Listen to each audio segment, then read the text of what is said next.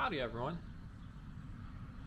This is a video I've been making for a very, very long time. What am I doing? Well, I glimpsed it in the last episode. I've been working on 3D printed custom speaker boxes for the front speakers of a C4 Corvette. If you haven't worked on them, there's some goofy boxes. Let me go grab the one that was taken out. This is kind of one that I cut up a little bit to modify to see if I can make it work. And the journey began, I read on a forum somewhere, which I didn't believe, that this box right here, sorry I'm a little out of frame, could magically, before I took it apart, hold, this is your Bose setup. On the Corvettes they had independent amps with a little tweeter and a 4.5 inch in this pocket. This is cut out because I was trying to modify it.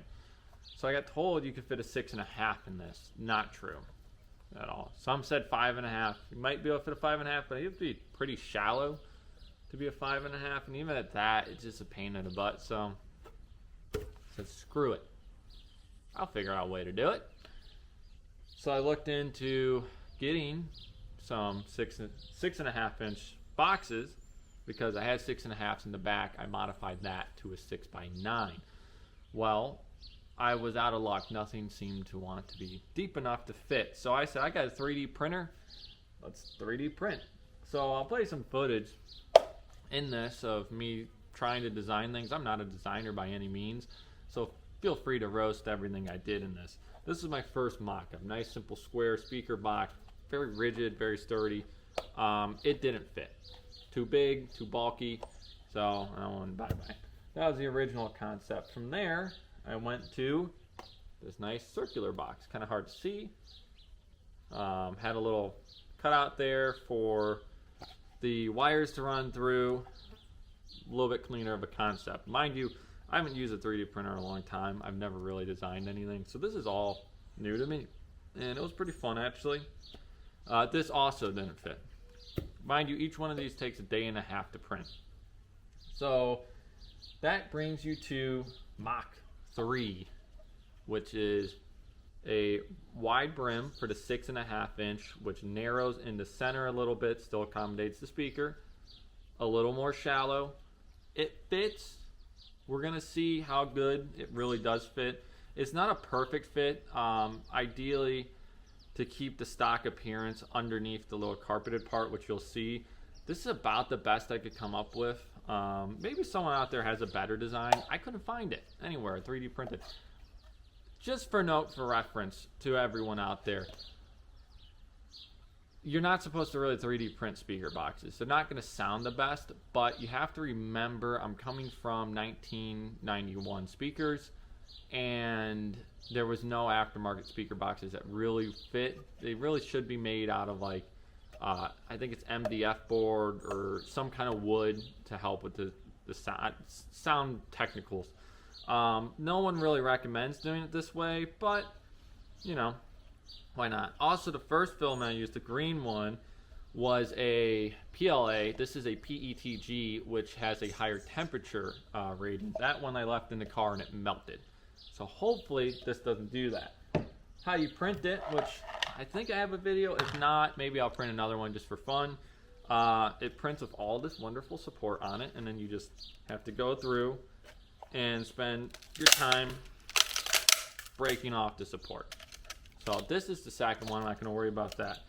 My plan is I'll show you one side of it. There's no point in showing you both sides. It's the same. The other issue with this is you have to rewire your speakers, if you haven't learned that yet, to get away from the independent amp control. Now maybe someone out there has a video on how to use the wiring from the factory to do it, but there's 4 wires and I can't seem to I got it to input the noise like just a typical speaker buzz, but I could not get it to produce sound. So I said, well, the back was already done. Someone reran the wiring to the back, so I'm going to rerun the wiring to this.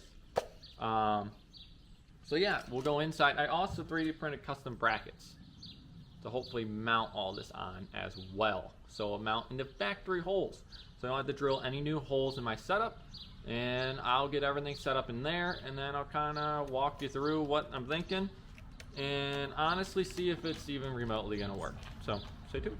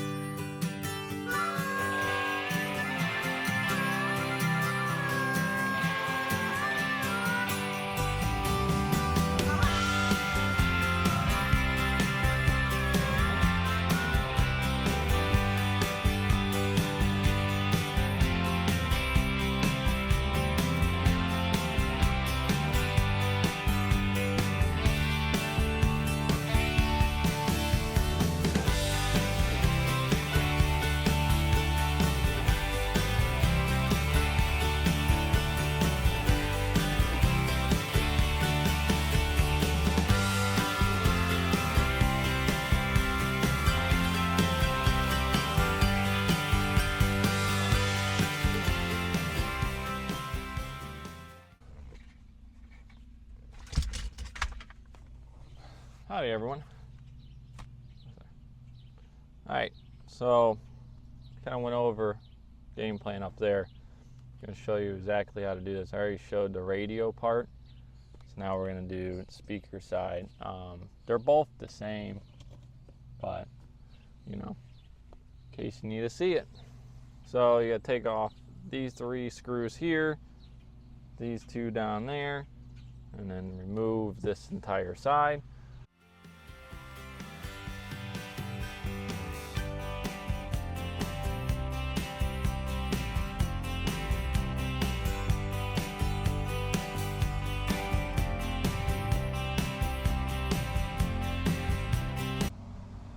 Okay, so this is your factory setup.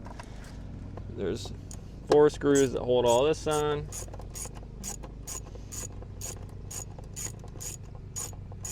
Take all those out. We'll pop out the factory one.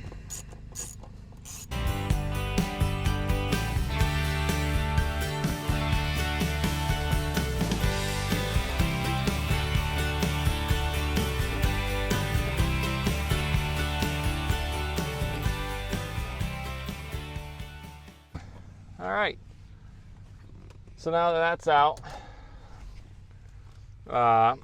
obviously you can see the wiring is a little bit of a disaster going on over here. I don't exactly know what this guy ran, where and how he tied things off. Everything else works, so I'm going to leave what's in here, because I don't want to mess with any of that at the current moment.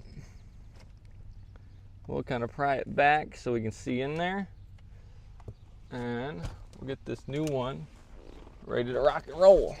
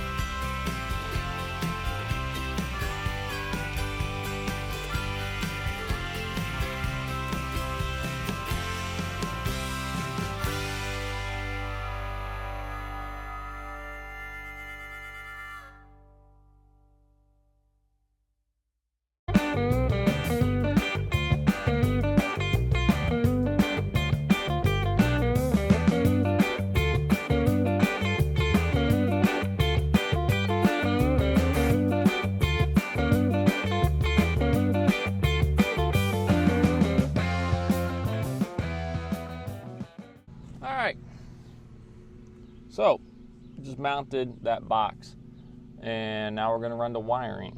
This bad band. What was I trying to even say there?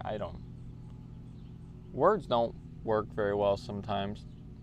Anyways, we're going to run the speaker wires to this setup now. Now I did the other side, and that side was an absolute pain.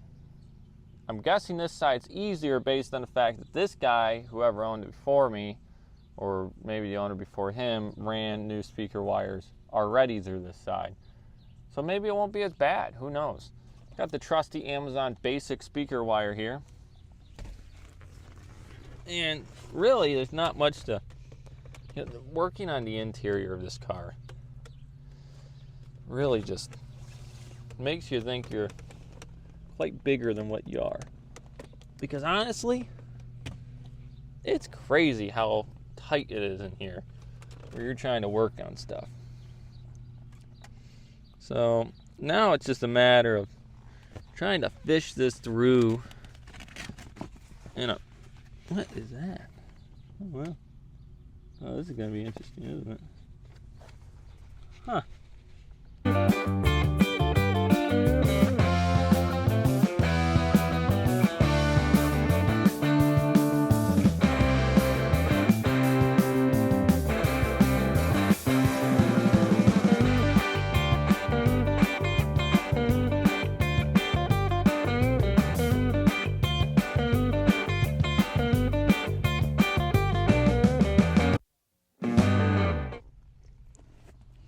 All right.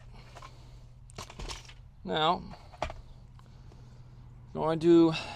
I have the leads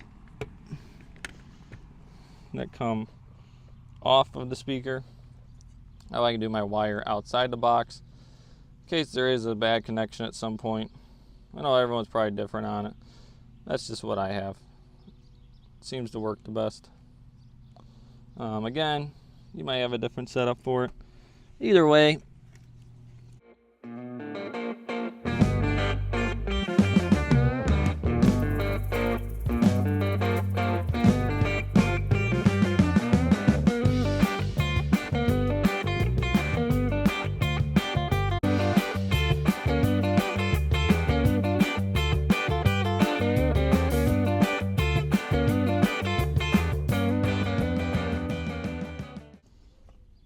now the last two connections are back in the radio box.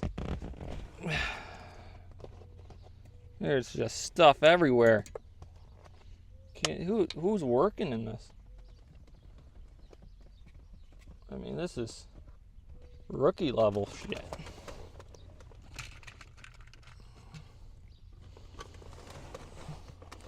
Now make sure when you do it, you go based off of your wiring harness that tells you what or what. So for me, it's gray. For you, I don't know what it is. Check your wiring harness. Well, my recording paused. Don't know why. But we're back. Better than ever. Still wiring. Finishing all this up.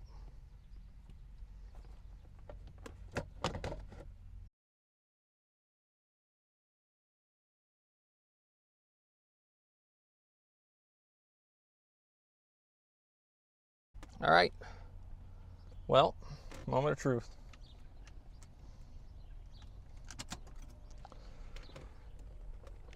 See how we feel and if it has sound.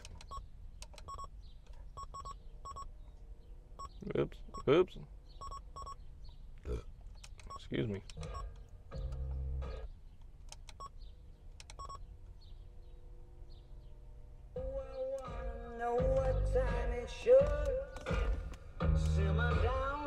We have sound and copyright. Not that I'm really concerned with the copyright. So the good news, they both work. They're both in. As you can see down there, I just got to clean up some wiring. I will show you the finished product once I get the radio back in. I'll show you how to remove it. Just put it back in normally. Go about your day. And then I will show you what it all looks like at the end. I'm sure you can guess it looks stock. So I'll be back in a bit. Well, it's official. The long-term project I've been working on a long time is officially done. So you see here, radio's all back in. Actually looks a little neater than previous time it was in. Set up over there, over the stock cover, and the driver's side that up. Same thing. That one's a lot more damaged. It was broken to begin with, so there's more screws holding it in that you can see. But it turned out pretty darn good. They all work. Don't mind my carpet. It's not the right side. It works. It's done. And I can say that I have 3D printed and designed my own speaker boxes for a C4 Corvette. So I went from the factory Bose to aftermarket 6.5s. Sony is what I put in. I'm not a sound guy, so they're probably not the best. They're from Best Buy, I think. But now my car has 6.5s in the front, 6x9s in the rear. I did the rears myself. That's a pretty easy one. People have done it online. You can custom fit the Bose boxes to fit those. I just cut them out. Worked pretty well. Put a lot of soundproofing back there to help with the wheel sound and the exhaust.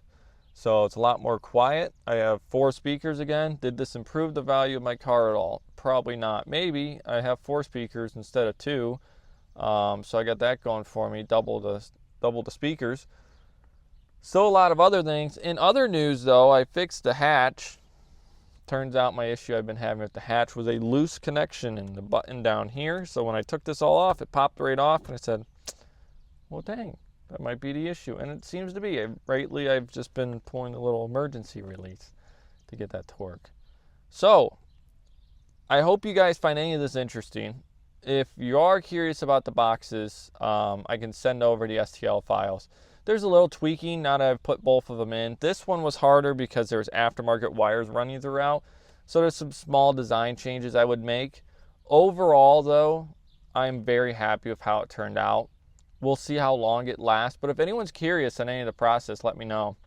The other beauty of this is there's enough room down there if you're a real sound guy where you could probably do a tweeter next to it in a separate custom box. It wouldn't be hard at all. And you could actually have tweeters down there as well. I know some people say tweeters make the world's difference. I don't know. It's all sound to me. As long as it's clean and it's not crackly and it doesn't sound like a blown speaker, I'm happy with it. It used to be subs and all that, but I don't really get into that anymore. But yeah, I hope you guys found this interesting. I hope the video turns out all right. There's a lot of cuts. There's going to be a lot of editing to try to make this not a 30-minute long video. So I hope I make it good enough where you guys are entertained by it. And I hope you guys have feedback on it. And you may tell me that it's a complete stupid thing to do. That's all right. I don't care. It looks cool to me, and it's still factory look and has aftermarket speakers, which is a big thing on the interior. What's next?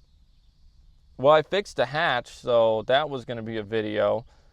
I don't really got to do that. We still got all the steering in the front to do, suspension-wise. I'm still waiting on getting a bushing kit before I do that. What else? I would like to fix this. Find a way to fix my acrylic top from leaking. Door seals are on the list at some point. Headers, that's probably the next big performance part of it. I would like to do dual headers. Still have a big video I want to do in the works. That involves getting 2 people, and Rico probably is going to help me with that. Just an interesting video on these cars. I do have some headlight issues occurring, which that is something I will get into as well.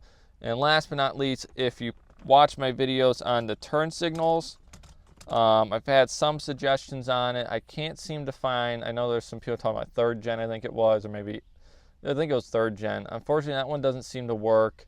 There's still the route of spending $400. One guy suggested 3D printing it, custom fabbing it. It's on the radar. It really is, because I did this just to see if I could do it. It'd be difficult though. So right now I just use my finger and stick it in there and wiggle it which way I need to go, so I can still drive the car. Other than that, I appreciate everyone and everyone watching. I hope this was somewhat enjoyable for you. Maybe a more slow-paced, boring video. But hey, I wanted to make it and see what I could do. So, hope you guys enjoy. Thanks for watching.